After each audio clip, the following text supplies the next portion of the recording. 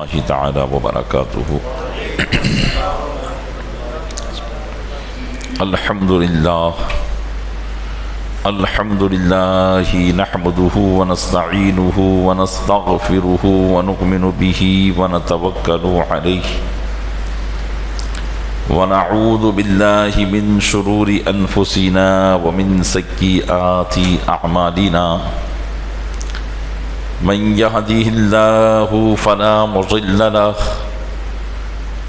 ومن يضلله فلا هادي له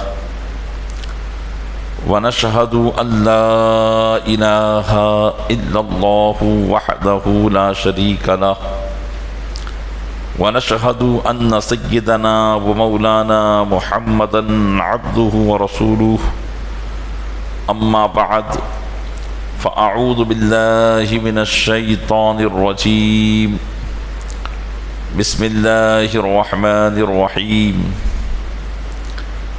قل هل يستوي الذين يعلمون والذين لا يعلمون إنما يتذكر أولو الألباب آمنت بالله صدق الله مولانا العظيم وبلغنا رسوله النبي الأمين المكين الكريم ونحن على ذلك لمن الشاهدين والشاكرين والحمد للہ رب العالمین۔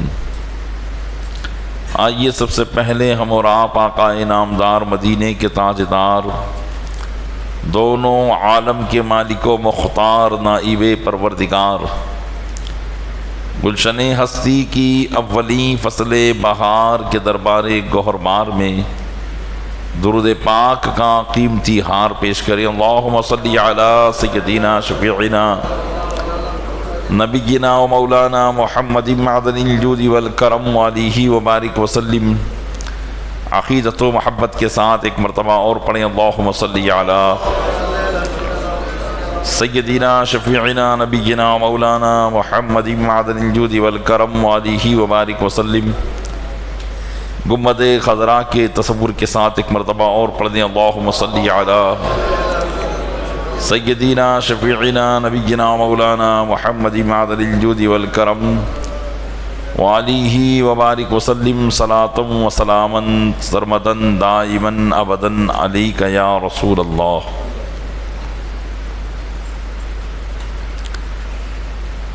قرآن مقدس کی آیت کریمہ تلاوت کرنے کا شرف حاصل کیا۔ اللہ تبارک و تعالیٰ نے قرآن مقدس میں ایسی متعدد چیزوں کا ذکر کیا ہے جن میں ارشاد فرمایا کہ یہ اور یہ برابر نہیں ہے۔ بہت سی ایسی چیزوں کا ذکر کیا۔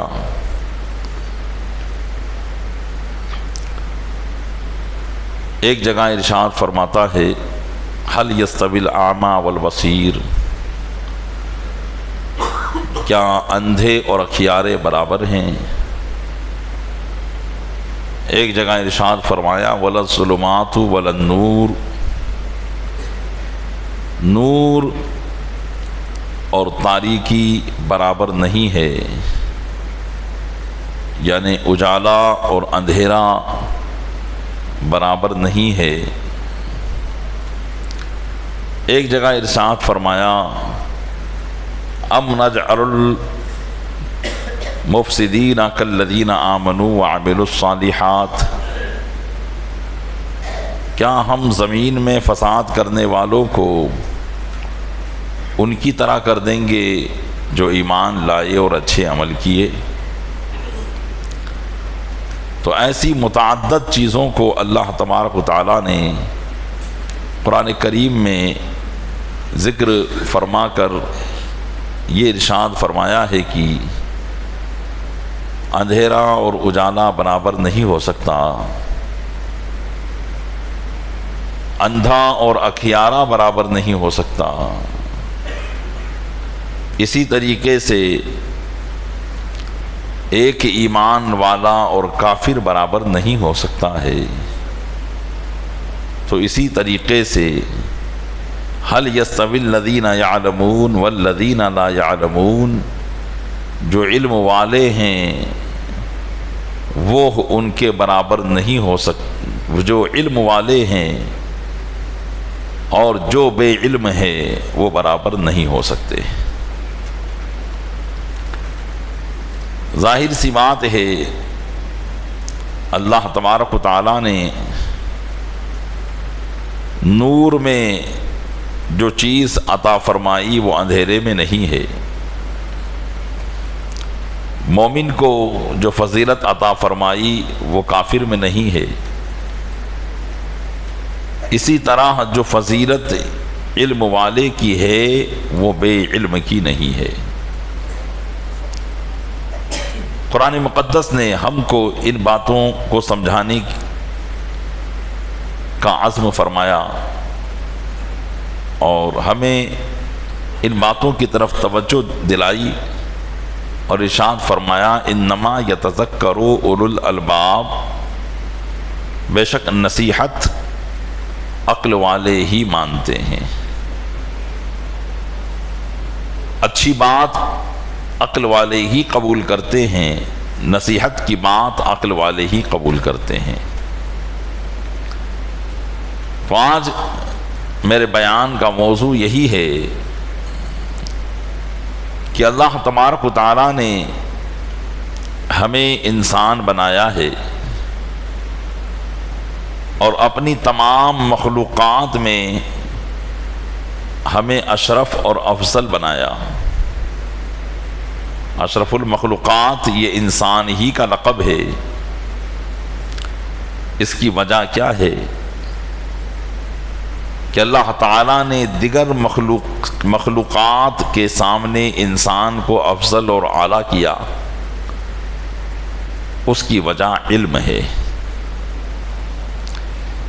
علم ہی کی وجہ سے اللہ تبارک و تعالیٰ نے حضرت آدم علی نبینا وعلیہ الصلاۃ والسلام کو تمام فرشتوں پر فضیلت عطا فرمائی تھی، کیونکہ جب فرشتوں نے اللہ کی بارگاہ سے یہ جاننا چاہا تھا کہ کیا زمین میں تو ایسے کو بناتا ہے جو زمین میں فتنہ اور فساد اور خوریزی کریں گے، قتل و غارت گری کریں گے، اللہ نے ارشاد فرمایا تھا میں جانتا ہوں وہ باتیں جو تم نہیں جانتے، انی اعلم ما لا تعلمون۔ پھر اللہ تبارک و تعالیٰ نے حضرت آدم علی نبینا وعلیہ الصلاۃ والسلام کو دنیا میں ہونے والی تمام باتوں کا علم عطا کر دیا، ہر چیز کا علم عطا کر دیا اور ان کے نام بھی بتا دیے، اور جتنی زبانیں دنیا میں بولی جانے والی تھی ان کی اولاد میں ہر زبان کا علم حضرت آدم کو عطا کیا، اور ہر زبان میں جس چیز کو جو بولا جائے گا اس کے نام بھی آپ کو عطا کر دیے۔ اب اللہ تبارک و تعالیٰ نے فرشتوں سے فرمایا کہ فرشتوں ان چیزوں کے نام بتاؤ، اور دنیا میں ہونے والی چیزوں کو ان کے سامنے پیش کر دیا۔ تو فرشتوں نے اپنے عجز کا اقرار کیا اور اللہ عز و جل کی بارگاہ میں عرض کیا کہ مولا ہمیں تو صرف اتنا ہی علم ہے جتنا کہ تو نے ہمیں سکھایا ہے، تجھے پاکی ہے، ہم ان کی اس بات کا علم ہم تیری بارگاہ میں پیش نہیں کر سکتے۔ پھر وہی باتیں اللہ تعالیٰ نے حضرت آدم کے سامنے پیش کی، انہوں نے ساری باتوں کو بیان کر دیا۔ فرشتوں نے حضرت آدم علیہ السلام کی عظمت کا اقرار کیا، یہ وہی بات تھی جو اللہ نے فرمایا تھا کہ جو میں جانتا ہوں وہ تم نہیں جانتے۔ تو حضرت آدم علی نبینا وعلیہ الصلاۃ والتسلیم کی فضیلت کا دار و مدار بھی علم ہی پر تھا، اور آپ کو فرشتوں پر فضیلت علم کے سبب دی گئی تھی، اور یہی وجہ ہے کہ حضرت آدم کی اولاد کو جو فضیلت تمام مخلوق پر ہے وہ فضیلت علم ہی کی وجہ سے ہے۔ اگر ہم اپنے آپ کو واقعی اس مقام پر رکھنا چاہتے ہیں جو مقام اللہ تبارک و تعالیٰ نے ہمیں عطا کیا ہے، یعنی انسانیت کا مقام، اگر ہم اپنے آپ کو اس مقام پر قائم رکھنا چاہتے ہیں تو ہمیں ضروری ہے کہ ہم علم کو حاصل کریں۔ اگر ہم نے وہ علم حاصل نہ کیا جس کی بنیاد پر ہمیں انسانیت کا درجہ دیا گیا ہے، جس کی بنیاد پر ہمیں انسان ہونے کا شرف دیا گیا ہے، اگر ہم نے وہ علم حاصل نہ کیا تو ہم نہ تو انسان کہلانے کے لائق ہیں، نہ انسان کے درجے پر فائز ہونے کے لائق ہیں۔ یہی وجہ ہے آج دنیا میں جو خوریزی، خرابی اور ایک دوسرے کے ساتھ حسد اور ایک دوسرے کے ساتھ دشمنی اور جہالت کے جو معاملات رونما ہو رہے ہیں، کوئی کسی کے حق کو سمجھنے کے لیے تیار نہیں ہے۔ ہر بالا دست زیر دست کو مظلوم سمجھتا ہے اور اس پر ظلم کرتا ہے، ہر ظالم اپنی زیادتی اور تعلی کو دکھاتا ہے اور ہر مظلوم سے مظلوم تر ہوتا چلا جاتا ہے۔ تو اس کی وجہ یہی ہے کہ وہ انسانیت کا دار و مدار جس علم پر تھا وہ انسان اس علم سے بہت دور ہو چکا ہے۔ میرے اسلامی بھائیو، یقیناً انسانیت کا دار و مدار اللہ تبارک و تعالیٰ نے علم پر رکھا، اور علم کس کو کہتے ہیں؟ علم اسے کہتے ہیں جو انسان کو جہالت کے اندھیرے سے نکال کر، انسان کو جہالت کے اندھیرے سے نکال کر اس کو ہدایت کے عظیم منصب پر فائز کر دے، یہ ہے علم۔ ہر وہ علم جس کا نتیجہ یہ ہوگا کہ انسان واقعی انسانیت کے لائق ہو چکا ہے، وہ علم اس کے لیے روشنی ہے۔ اور ہر وہ علم کہ جس کے ہوتے ہوئے بھی انسان انسانیت پر قائم نہیں ہے، تو یہ سمجھیے کہ وہ علم اس کے پاس حاصل ہی نہیں ہوا جو اس کو انسانیت پر قائم کر دے۔ آج ہم دنیا کے اندر بڑے بڑے مرتبے اور مقام پر فائز ہو جاتے ہیں علم کے سبب، اپنی ڈگریوں کے سبب، اپنے مقام اور اپنی پوسٹ کے سبب، لیکن ہم اپنے گریبان میں جھانک کر دیکھیں کہ ڈگریاں اور یہ مقام اور یہ عروج اور یہ بلندی جو دنیا میں ہمیں ملی، دنیا میں ہمیں عطا کی گئی، ہم نے بظاہر اس علم کے ذریعے ڈگریوں کو تو لے لیا، لیکن جو مقام اللہ تبارک و تعالیٰ نے ہمیں عطا کیا تھا، اور وہ مقام کیا تھا؟ انسانیت کا مقام۔ کیا ہم اس انسانیت کے مقام پر بھی فائز ہیں یا نہیں ہیں؟ ہم دنیاوی اعتبار سے عالم ہیں، حافظ ہیں، قاری ہیں، مفتی ہیں، ڈاکٹر ہیں، انجینئر ہیں، بڑے بڑے منصب ہمارے پاس ہیں، لیکن کیا ہم اس انسانیت کی پوسٹ پر، جو پوسٹ انسان کو اللہ تبارک و تعالیٰ نے عطا فرمائی ہے، کیا ہم اس پر فائز ہے کہ نہیں ہے؟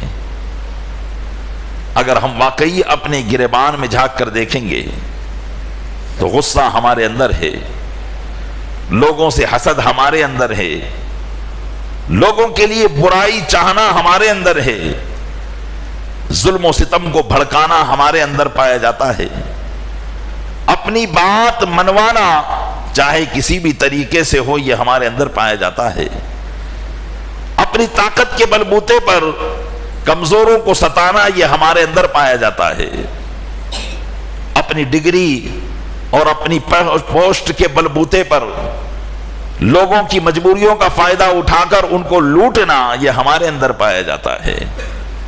تو اب ہم غور کر لیں کہ ہم نے وہ علم حاصل ہی نہیں کیا ہے جو ہمیں انسانیت کے مقام پر قائم کرے اور فائز کرے۔ ہمارے اوپر یہ جو انسان کا نام ہے، ہمیں جو انسان کہا جاتا ہے، ہم اس انسان کے کہلانے کے لائق ہی نہیں ہیں، کیونکہ انسان کی بنیاد تو انسانیت پر تھی، اور انسانیت کا مقام اور مرتبہ یہ اللہ نے عطا فرمایا تھا، اور اسی کی بنیاد پر ہمیں اشرف المخلوقات قرار دیا تھا، تمام مخلوقات میں سب سے افضل و اعلیٰ۔ تو جب ہم نے اس مقام کو حاصل ہی نہیں کیا اور دنیا کی بڑے بڑے مقام ہم نے حاصل کر لیے، تو پھر ہم ان مقامات کو حاصل کر کے دنیا کے اندر امن و امان کو قائم نہیں کر سکتے ہیں۔ توجہ چاہوں گا پیارے اسلامی بھائیوں، غور طلب بات ہے، ہر ایک آدمی غور کرے، چاہے وہ کسی بھی طبقے کا ہو، چاہے وہ تاجر ہو، چاہے وہ مزدور ہو، چاہے وہ آفیسر ہو، چاہے وہ آفس میں ادنا کارکن ہو، ہر ایک غور کرے کیا وہ اپنی بساط کے مطابق انسانیت کے قاعدے اور قانون کو بجا لاتا ہے کہ نہیں لاتا ہے۔ ہر ایک غور کرے۔ یقیناً اگر ہم اس پر غور کرنے کے لیے اترتے ہیں تو یقیناً ہم اس نتیجے پر پہنچیں گے کہ ہاں، ہم میں سے بہت سے وہ ہوں گے جو 100% انسانیت کے قانون پر عمل کر رہے ہیں، بہت سے وہ ہوں گے جو 50% عمل کر رہے ہیں، بہت سے وہ ہیں جو 25% ہیں، اور بہت سے وہ ہیں جن کا انسانیت کے قانون پر کوئی عمل نہیں ہے۔ اسی وجہ سے دنیا میں فساد ہے، اسی وجہ سے دنیا کے اندر ظلم ہے، اسی وجہ سے دنیا کے اندر زیادتیاں ہیں، اسی وجہ سے کاروبار کا نظام بگڑا ہوا ہے، اسی وجہ سے دنیا کی معیشت کا نظام بگڑا ہوا ہے۔ ایک مالدار سے مالدار ہوتا چلا جا رہا ہے، ایک غریب سے غریب تر ہوتا چلا جا رہا ہے، ایک مزدور ہمیشہ مزدور ہی رہ رہا ہے، اور ایک حاکم سے حاکم تر بنتا چلا جا رہا ہے۔ کیوں؟ اس لیے کہ ہمیں جس نظام کو اپنے اندر قائم کرنے کے لیے دیا گیا تھا، ہم نے اس نظام ہی کو چھوڑ دیا۔ اور وہ نظام کیا تھا؟ وہ نظام سب سے پہلے یہ تھا کہ تمام انسان ایک اللہ وحدہ لا شریک کی عبادت کی طرف آ جائیں، اس کی عبادت کریں، اس کے علاوہ کسی اور کی عبادت نہ کریں۔ سب سے پہلے بگاڑ یہاں پیدا ہوا، بہت سو نے کئی خدا بنا لیے، وحدانیت کو چھوڑ کر شرک پرستی میں مبتلا ہو گئے۔ چلیے، وہ دنیاوی اعتبار سے ان میں بہت سے وہ ہوتے ہیں جو جہالت کی عطا گہرائیوں میں ہوتے ہیں، اور بہت سے وہ ہوتے ہیں جو دنیاوی اچھا علم حاصل کر کے اپنے اندر انسانیت کی نشانی کو بتاتے ہیں۔ لیکن مومنین، موحدین، جو اللہ کو ایک ماننے والے ہیں، جو اللہ پر ایمان لانے والے ہیں، ایسا نہیں کہ وہ اللہ کی وحدانیت کا اقرار کر کے حقیقت میں وہ بھی انسانیت کے مقام پر فائز ہوں۔ کیوں؟ ایمان لانے کے بعد اس کے لیے صرف یہی کافی نہ تھا کہ وہ اللہ کو ایک مانتا ہے، رسول کو رسول مانتا ہے۔ ایمان لانے کے بعد اس کے لیے یہ ضروری تھا کہ وہ ایمان کے ان تقاضوں سے واقف ہو، ایمان کی ان ڈیمانڈ کو معلوم کرے کہ ایمان لانے کے بعد میرا ایمان مجھ سے کن کن باتوں کا تقاضا کرتا ہے، مجھ سے کن باتوں کی ڈیمانڈ کرتا ہے، میں کب اس ایمان کے مطابق اپنے آپ کو کر لوں گا۔ یہ ہمیں چاہیے تھا، لیکن ہم نے اپنے آپ کو مسلمان سمجھ کر صرف یہ سمجھ لیا کہ اب ہمیں کسی کام کی ضرورت نہیں ہے، کسی چیز کی ضرورت نہیں ہے۔ ایمان والوں پر سب سے پہلے اللہ کے محبوب صلی اللہ علیہ وسلم نے جو باتیں نافذ فرمائی، سب سے اہم بات جو بات نافذ فرمائی وہ یہی تھی کہ ایمان کے بعد وہ علم حاصل کرے، ایمان کے بعد وہ علم حاصل کرے۔ ایک صحابی رسول ہیں نبی کریم صلی اللہ علیہ وسلم کی بارگاہ میں حاضر ہیں. اللہ عز و جل کی طرف سے حضرت جبریل امین آتے ہیں، عرض کرتے ہیں یا رسول اللہ یہ جو آپ کے صحابی ہیں، عصر کا وقت تھا، فرمایا کہ یہ مغرب ہونے سے پہلے پہلے انتقال کر جائیں گے. اللہ کے محبوب صلی اللہ تعالی علیہ وسلم نے ان صحابی رسول کو بلایا، اپنے صحابی کو بلایا اور ان کو ان کی موت کی خبر دی. تو انہوں نے عرض کیا یا رسول اللہ علیہ الصلوۃ والسلام، کیونکہ صادق و مصدوق نبی کریم صلی اللہ علیہ وسلم کی طرف سے خبر دی جا رہی ہے، اس میں ذرہ برابر کسی شک و شبہ کی گنجائش ہی نہیں ہے. عرض کیا حضور زندگی کے لمحات اور اوقات بہت کم باقی ہیں، آپ ارشاد فرمائیں کہ میں کون سا ایسا عمل کروں کہ اب اس مختصر سے وقت میں اس عمل کو کر کے میں اللہ کی بارگاہ میں کامیاب ہو جاؤں، سرخرو ہو جاؤں، بخشا جاؤں. تو اللہ کے محبوب صلی اللہ علیہ وسلم نے ارشاد فرمایا زندگی کا مختصر سا وقت تمہارا باقی ہے، جاؤ اور علم دین کو حاصل کرنے میں مشغول ہو جاؤ. وہ شخص گئے، صحابہ کرام کی جو جماعت علم دین میں مشغول رہتی تھی اس جماعت میں وہ مشغول ہو گئے، یہاں تک کہ مغرب ہونے سے پہلے پہلے ان کا انتقال ہو گیا. شارحین حدیث علماء ارشاد فرماتے ہیں کہ اس حدیث سے ہمیں اندازہ لگانا چاہیے کہ اللہ کے محبوب صلی اللہ علیہ وسلم کی نگاہ پاک میں اگر علم سے بڑھ کر بھی کوئی بات ہوتی تو آپ اسے وہ ارشاد فرماتے، لیکن آپ نے یہ نہ فرمایا کہ جاؤ جتنی نفل نماز پڑھنا ہے پڑھ لو، جتنی تسبیحات پڑھنا ہے پڑھ لو، جتنا درود پڑھنا ہے پڑھ لو، جتنا ذکر و اذکار کرنا ہے کر لو، جتنی عبادت و ریاضت کرنا ہے کر لو. یہ نہیں فرمایا، بلکہ ارشاد فرمایا علم دین کو سیکھنے میں مشغول ہو جاؤ. تو اب غور کریں، ایک دوسرا پوائنٹ اور نقطہ یہاں یہ بھی ملتا ہے کہ ایمان کے بعد اگر کوئی اہمیت والی چیز ہے تو وہ علم دین ہے، وہ علم دین ہے. آخرکار کیوں علم کی طرف متوجہ کیا جا رہا ہے، کیوں اتنی اہمیت اس کی بتائی جا رہی ہے؟ اس لیے کہ دین کا علم ہی وہ علم ہے جو ایک انسان کو انسانیت پر قائم رکھ سکتا ہے. اگر وہ اس علم کو حاصل کرنے کے بعد اس پر عمل کرے، یہی علم اسے ظلم سے روکے گا، یہی علم اسے اللہ کی نافرمانیوں سے روکے گا، یہی علم اسے لوگوں کے ساتھ دھوکہ کرنے سے روکے گا، یہی علم اسے لوگوں کے ساتھ حسد کرنے سے روکے گا، یہی علم اسے دنیا کے اندر اچھائیوں کو قائم کرنے کا حکم دے گا، یہی علم اسے ایک اللہ وحدہ لا شریک کی طرف گردن جھکانے کا حکم دے گا، یہی علم اسے سکھائے گا کہ تیرے پڑوسیوں کے حقوق کیا ہے، تیرے ماں باپ کے تجھ پر حقوق کیا ہیں، تیری اولاد کے تجھ پر حقوق کیا ہیں، آپس میں تم رہتے ہو تمہارے کاروبار کے تم پر حقوق کیا ہیں، کاروبار تمہیں کس انداز میں کرنا ہے، رزق تمہیں کمانا ہے تو کس انداز میں کمانا ہے، نوکری کرنا ہے تو کس انداز سے کرنا ہے، کس انداز سے تمہیں زندگی بسر کرنا ہے، یہی علم تمہیں سکھائے گا. اور جب بندہ اسی علم کے اوپر عمل کرنے لگ جائے تو یقیناً وہ انسانیت کے مقام پر فائز ہو سکتا ہے. اس وجہ سے علم کی طرف اتنی توجہ دلائی گئی. اور علم دین کیا ہے؟ علم دین کیا ہے؟ یوں تو سارے علم اللہ تعالیٰ ہی نے پیدا فرمائے ہیں، دنیا کا کوئی بھی علم ایسا نہیں جو اللہ نے پیدا نہ کیا ہو، اور سارے علم انسان کو فائدہ پہنچاتے ہیں، انسان کے فائدے ہی کے لیے اللہ نے علم بنائے ہیں. لیکن اس میں دین کا علم وہ علم ہے کہ اگر بندوں کے پاس دنیا کے سارے علم ہیں لیکن اگر دین کا علم نہیں ہے، شریعت کا علم نہیں ہے، تو پھر وہ ان علوم کو انسانیت کے خلاف استعمال کرے گا، ان علموں کو وہ انسانیت کے خلاف استعمال کرے گا. اسی لیے آپ ایک ڈاکٹر کو دیکھتے ہیں کہ ڈاکٹر بننے کے بعد وہ اپنی ڈاکٹری کو انسانیت کے خلاف استعمال کرتا ہے. ہر ڈاکٹر کے لیے نہیں کہا جائے گا، لیکن ان کی چیر پھاڑ مشہور ہے، ہر ایک آدمی اس بات کو جانتا ہے. کیوں اسے اس کا علم ایک غریب پر رحم کرنا نہیں سکھا رہا ہے.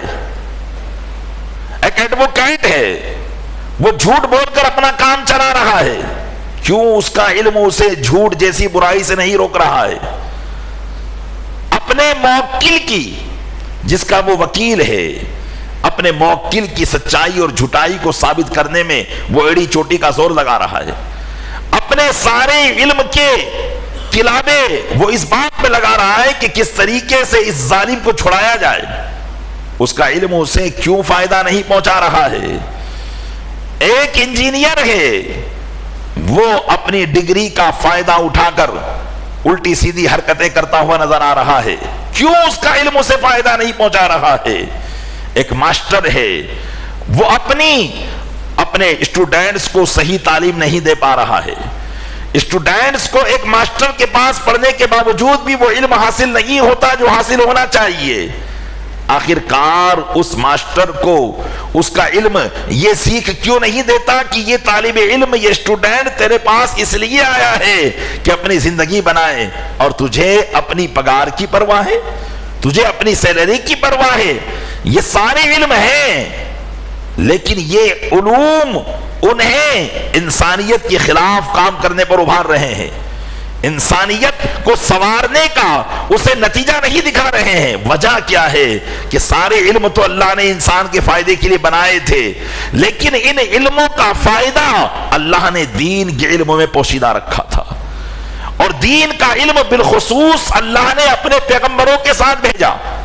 یوں تو وہ ہر علم پیغمبر ہی لے کر آتے ہیں، ہر زبان حضرت آدم علیہ السلام لے کر آئے، ہر بولی حضرت آدم علیہ السلام لے کر آئے. جتنی بولی قیامت تک بولی جائے گی، ان میں سے بعض بولیاں وہ ہیں جو آج بھی بولی جاتی ہیں. جن لینگویج کو آج ترقی کا ذریعہ سمجھا جاتا ہے، ان زبانوں کے لیے لوگ ہزاروں روپے خرچ کر کے ٹیوشن کلاس لیتے ہیں تاکہ ہمیں وہ زبان آ جائے.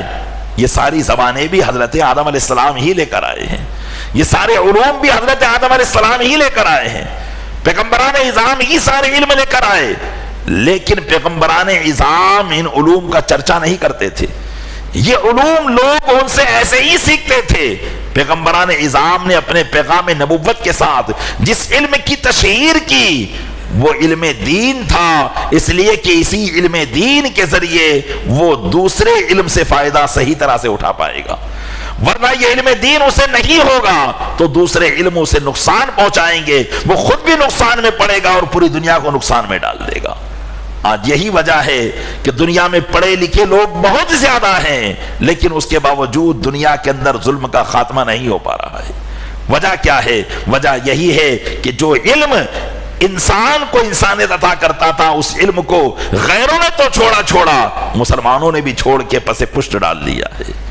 تو پیارے اسلامی بھائیوں، علم دین ہم یہ سمجھتے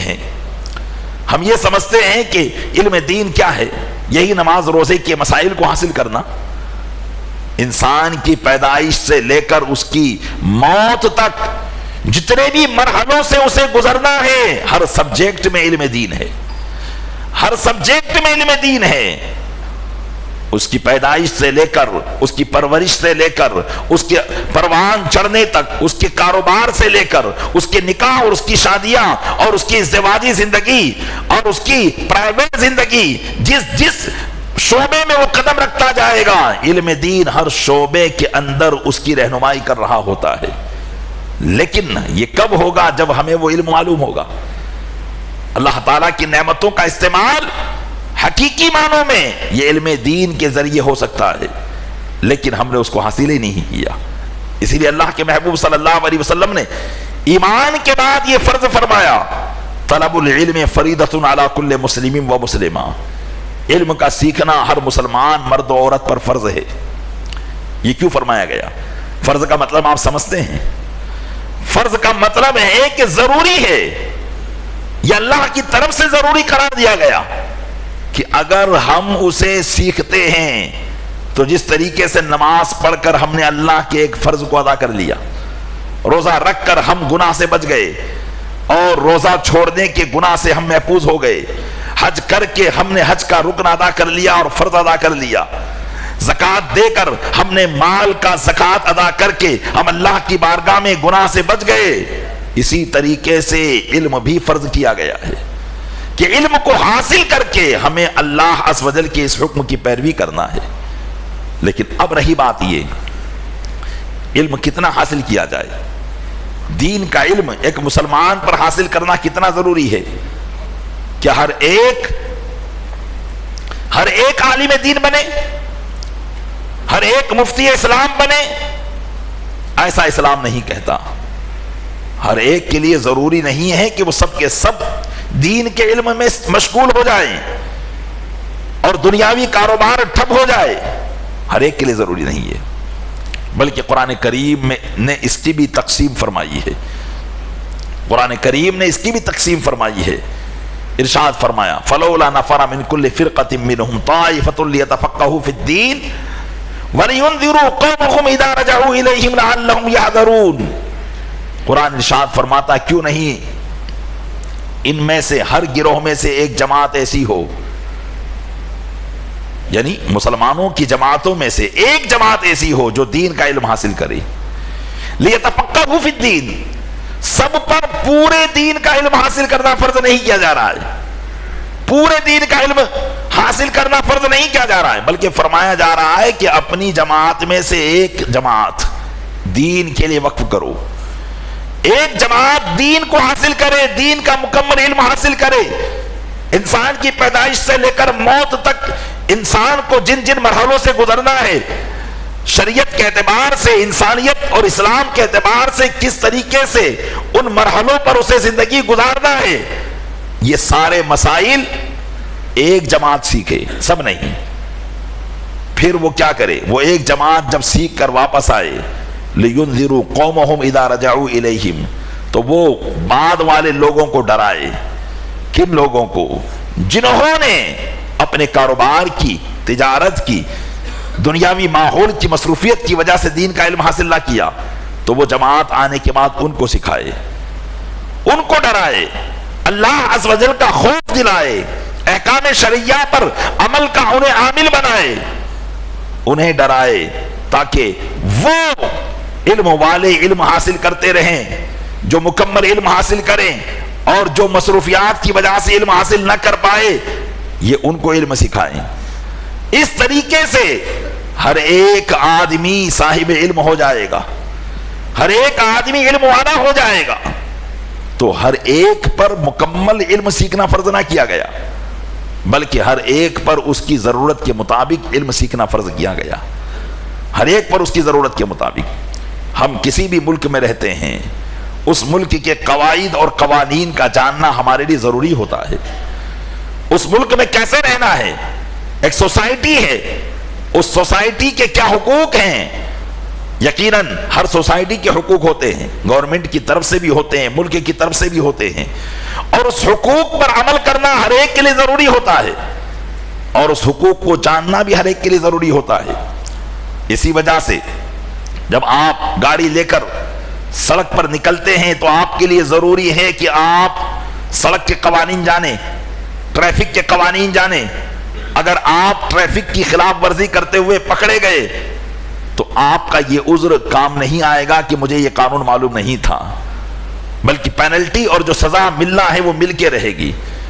یہ آپ کا عذر نہیں کام آئے گا کہ مجھے یہ قانون معلوم نہیں تھا، کیونکہ ملک نے آپ پر یہ لازم قرار دیا تھا کہ گاڑی چلانے سے پہلے آپ کو ایک لائسنس ملے گا جس میں آپ کو ایگزام دینا ہوگا، جس میں آپ کو ٹریفک کے قوانین بتانے ہوں گے کہ ہاں میں ان قوانین کو جانتا ہوں، کون سا نشان مجھے کس بات کی رہنمائی کر رہا ہے، کس بات کی طرف مجھے لے جا رہا ہے۔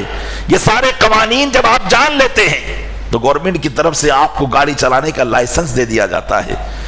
اب وہ لائسنس آپ کا ہے اور آپ اس بات پر پرفیکٹ ہو چکے ہیں کہ مجھے قوانین معلوم ہے۔ لیکن اگر کوئی لائسنس ہی حاصل نہ کرے یا حاصل کرے لیکن قوانین نہ جانتا ہو تو آپ بتائیں کیا وہ یہ بات کہہ کر چھوٹ سکتا ہے کہ مجھے یہ معلوم نہیں تھا؟ بلکہ ایک ملک میں رہنے کے لیے اسے ضروری تھا کہ اس ملک کے وہ قوانین جانے جو اس کی زندگی سے تعلق رکھتے ہیں۔ اسی طریقے سے پیارے اسلامی بھائیوں، ہم مسلمان ہیں ہم اللہ عز و جل کے وہ بندے ہیں جن کو اللہ تبارک و تعالیٰ نے اپنی عبادت کے لیے پیدا کیا ہے. ہمارے لیے ضروری ہے کہ ہمارے رب نے ہماری زندگی کو گزارنے کے جو قوانین بنائے ہیں وہ قوانین ہم جانیں. وہ قوانین ہم جانیں کہ ہم پر کب نماز فرض ہوتی ہے, ہم پر کب روزہ فرض ہوتا ہے, ہم پر کب حج فرض ہوتا ہے. اب ہم کاروبار کرنے نکلے تو ہمیں کاروبار کیسے کرنا ہے, تجارت کیسے کرنا ہے, نوکری کر رہے ہیں تو نوکری کے مسائل کیا ہیں, مال آ گیا تو زکوٰۃ کے مسائل کیا ہیں, اس مال کو کیسے استعمال کرنا ہے, کب وہ مال استعمال کرنا اللہ کی رضا کے مطابق ہوگا اور کب یہی مال ہمارے لیے ہماری قبر کا عذاب بن جائے گا. کب ہمیں حج فرض ہوتا ہے, حج فرض ہونے کے بعد حج کے مسائل کیا ہیں, ارکان کیا ہیں, نکاح ہم پر لازم ہوا, نکاح کے قابل ہوئے تو نکاح کے مسائل کیا ہیں, ازدواجی زندگی کے مسائل کیا ہیں, طور طریقے کیا ہیں, کیسے ہم وہ زندگی گزاریں گے. ایک مسلمان پر کم سے کم اتنے مسائل کا سیکھنا اس کے لیے ضروری ہو جاتا ہے. اور سب سے بڑی بات ان میں یہ کہ ان تمام مسائل سے پہلے اسے یہ جاننا بھی ضروری ہے کہ وہ کن باتوں سے اپنے ایمان کی حفاظت کر سکتا ہے اور کون سی باتیں اس کے ایمان کو نقصان پہنچا سکتی ہے, یہ بھی اس کے لیے ضروری ہے. کیونکہ اللہ تعالیٰ نے ہمیں مومن بنا کر بھیجا ہے, ہم مومن پیدا ہوئے, مومن گھر میں پیدا ہوئے, ہم ایمان لانے والے ہوئے. اب ہمیں یہ بھی ضروری ہے کہ ہمارا ایمان کن باتوں سے خراب ہوتا ہے اور کن باتوں سے ہمارے ایمان کی حفاظت ہوتی ہے, ان کا جاننا بھی ہمارے لیے ضروری ہے. تو اتنا علم تو اللہ تعالیٰ نے ہر مسلمان مرد اور عورت پر فرض کیا ہے. اتنا علم تو ہم کو جاننا ہی ہوگا, ہمیں سیکھنا ہی ہوگا. اب اگر ان علموں میں ہم نے کوتاہی کی, ہم نے نہ سیکھا اور اپنی مرضی سے زندگی گزارتے رہے تو اللہ تبارک و تعالیٰ کی بارگاہ میں یہ عذر ہمارا نہیں کام آئے گا کہ مولا ہمیں تو معلوم ہی نہیں تھا کہ نماز ایسے پڑھنی تھی, ہمیں تو معلوم ہی نہیں تھا کہ کاروبار ایسے کرنا تھا, ہمیں تو معلوم ہی نہیں تھا کہ رشوت لینا حرام بھی ہے, ہمیں تو معلوم ہی نہیں تھا کہ سودی کاروبار کرنا حرام بھی ہے, ہمیں تو معلوم ہی نہیں تھا کہ اپنے ماتحتوں پر رحم بھی کیا جاتا ہے, ہمیں تو یہ کچھ معلوم نہیں تھا. یہ عذر اللہ کی بارگاہ میں کام نہیں آئے گا. جس طرح دنیا کے اندر ایک ملک کی قوانین پر عمل کرنا اس ملکی اور شہری کے لیے ضروری ہوتا ہے, اسی طریقے سے ایک مسلمان پر شریعت پر عمل کرنا شرعی اعتبار سے, اس کے مومن ہونے کے اعتبار سے اس پر ضروری ہے. اور یہ چیز اسی وقت حاصل ہو سکتی ہے جبکہ وہ علم حاصل کرے گا. پیارے اسلامی بھائیو, یقیناً اہل اسلام ہمیشہ سے علم حاصل کرتے رہے ہیں, ہر وقت انہوں نے علم حاصل کیا ہے, چاہے دین کا ہو چاہے دنیا کا ہو. ہمارے اسلاف اور ہمارے بزرگان دین جو گزرے ہیں وہ ایسا نہیں ہے کہ صرف دین کا علم ہی پڑھتے تھے, دین اور دنیا دونوں کا علم انہوں نے حاصل کیا. نہ دین میں کمی ہونے دی نہ دنیا میں کمی ہونے دی. اگر وہ بادشاہ بھی بنے تو اپنی حکومت کا نظام انہوں نے دین اور دنیا دونوں کے اعتبار سے چلایا اور دنیا کے علم کو انہوں نے دین کے تابع کیا. اس لیے کہ میں نے پہلی تقریر میں اپنی تمہید میں بتایا کہ دین کا علم ہی وہ علم ہے جو سارے علم کو صحیح طریقے سے چلا سکتا ہے, کہ اگر دین کا علم نہیں سارے علم ہیں تو وہ علم اس کی بربادی کا ذریعہ بن سکتے ہیں, اور دین کا علم اس کے پاس ہے تو وہ ان تمام علوم کو کام میں لا سکتا ہے اور انسانیت کو فائدہ پہنچا سکتا ہے. تو ہمارے بزرگان دین ایک زمانہ تھا کہ وہ علم حاصل کرتے تھے. ہم صدیاں پہلے دیکھیں, 200-300 سال پہلے دیکھیں, اکثر و بیشتر گاؤں دیہات میں رہنے والے بھی شرعی مسائل سے واقف ہوتے تھے. کیسے زندگی گزارنا ہے انہیں یہ معلوم تھا, کون سی بات ان کے ایمان کو ٹھیس پہنچائے گی انہیں یہ معلوم تھا. لیکن آج کی نسل اس سے بالکل ناواقف ہو چکی ہے, بالکل اس سے جاہل ہو چکی ہے, اور ہم دھیرے دھیرے لا علمی اور جہالت کے کٹہرے میں چلے جاتے جا رہے ہیں. دین کا علم حاصل کرنا تو ہم نے چھوڑ ہی دیا, اب دنیا کے علم سے بھی ہم بیکار ہوتے چلے جا رہے ہیں. دنیا کا علم بھی ہم حاصل کرتے ہیں تو بس ڈگری کے لیے, علم حاصل کرنے کے لیے حاصل نہیں کرتے ہیں, صرف نوکری کے لیے علم حاصل کرنے کے لیے علم حاصل نہیں کرتے. جبکہ علم کوئی بھی ہو اسے اپنی اصلاح کے لیے حاصل کیا جاتا ہے, اس سے اپنی بہتری کے لیے حاصل کیا جاتا ہے. علم انسان کو انسانیت سیکھنے کے لیے حاصل کیا جاتا ہے, لیکن ہم نے ہر علم اپنی کمائی کے داؤں پر لگا رکھا ہے. تو ہمارا اسلام ہمیں دین اور دنیا دونوں کے علم کی پابندی ہم پر لگاتا ہے۔ پیارے اسلامی بھائیو، یقیناً آپ جانتے ہیں اور یہ سنتے بھی ہیں کہ انسان کی ترقی کا راز اس کا علم ہے۔ جو علم والا ہوتا ہے وہ 4 بات 4 آدمی میں بول سکتا ہے، اور جسے علم نہیں ہے تو وہ سن کر ہی آئے گا۔ اگر آپ کو دنیا میں اپنی پہچان قائم کرنی ہے اور واقعی آپ انسانیت کا درس دینا چاہتے ہیں تو دین کا علم بھی سیکھیے اور دنیا کا علم بھی سیکھیے۔ اپنی اولاد کو پڑھائیے، جہاں آپ دنیا کا علم پڑھا رہے ہیں دین کا علم بھی پڑھائیے، کیونکہ دنیا کے لیے دین کا علم ضروری ہے اور دین کی ترقی کے لیے بھی دنیا کا علم ضروری ہے۔ اس لیے آج کے زمانے میں چونکہ علمی دورہ ہے، ٹیکنالوجی کا زمانہ ہے، آپ یہ چاہتے ہیں کہ مسلمان قوم ترقی کرے تو علم کے بغیر اس کے لیے کوئی چارہ نہیں ہے۔ علم تو آپ کو سیکھنا ہی ہوگا۔ آپ یہ سوچیں کہ میرے باپ کی تجارت کی دکان ہے، میں اس میں کاروبار کر کے پیسہ کما لوں گا۔ پیسہ کما لینا انسان کی ترقی نہیں ہے۔ اگر پیسہ کما لینا انسان کی ترقی ہوتا تو بڑے بڑے تاجرین ترقی یافتہ ہوتے اور آج ان کا نام باقی ہوتا، لیکن ان کے نام ختم ہو گئے۔ ان کی حکومتیں اس وقت تک تھی جب تک وہ زندہ تھے، اس کے بعد ان کا نام و نشان مٹ گیا۔ اگر آپ اپنا نام و نشان قائم رکھنا چاہتے ہو اور اپنی پہچان دنیا کے اندر بنانا چاہتے ہو تو علم حاصل کرنا ہوگا۔ اللہ تعالی ہمیں دین اور دنیا دونوں کا علم حاصل کرنے کی توفیق عطا فرمائے، بالخصوص علم عقائد اور علم احکام شرع ہمیں حاصل کرنے کی توفیق عطا فرمائے۔ پیارے اسلامی بھائیو، یقیناً آج کے زمانے میں بہت آسان ہو گیا ہے دین کا علم حاصل کرنا۔ دنیا کا علم تو چلیے آپ حاصل کرتے ہی ہیں، دین کا علم حاصل کرنا تو بہت آسان ہو گیا بحمدہ تعالی۔ روزانہ رات میں عشاء کی نماز کے بعد یہاں پر دین کے علم کے لیے بالخصوص نوجوانوں کو عالم کلاس پڑھائی جاتی ہے۔ آپ کیوں نہیں اس میں اپنا ایڈمیشن لے لیتے کہ کم سے کم دین کے جو ہے معتد بھی مسائل جتنی ضرورت پڑتی ہے کم سے کم ان سے تو ہم واقفیت ہو جائے، ہمارا دین ہمیں کیا کہتا ہے۔ ورنہ دنیا کے علوم حاصل کرنے کے بعد بھی ہم کامیابی حاصل نہیں کر پا رہے ہیں تو اس کی وجہ یہی ہے کہ ہم نے دین کا علم حاصل نہیں کیا ہے۔ تو کوشش کیجئے اس طریقے سے دین کے علم کے لیے کچھ نہ کچھ درس و تدریس یہاں پر نماز عشاء کے بعد بھی ہوتا رہتا ہے، اس میں آپ شرکت کر سکتے ہیں۔ جتنا جس کو مل جائے اتنا وہ حاصل کر لے، یہی اس کے لیے غنیمت اور کافی ہو جائے گا۔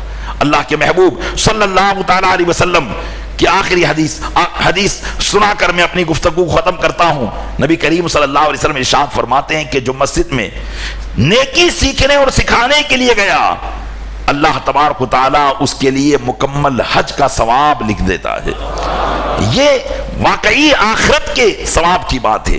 ایک تو دنیاوی فائدہ آپ کو ہوگا کہ آپ اپنے ایمان کی حفاظت کر لیں گے، اور دین کا فائدہ ہوگا کہ آپ اپنے دین کو مضبوط کر لیں گے کہ علم دین سے دین مضبوط ہوتا ہے، اور آخرت کا فائدہ یہ ہوگا کہ اللہ تبارک و تعالیٰ بے شمار اجر و ثواب آپ کو عطا فرمائے گا۔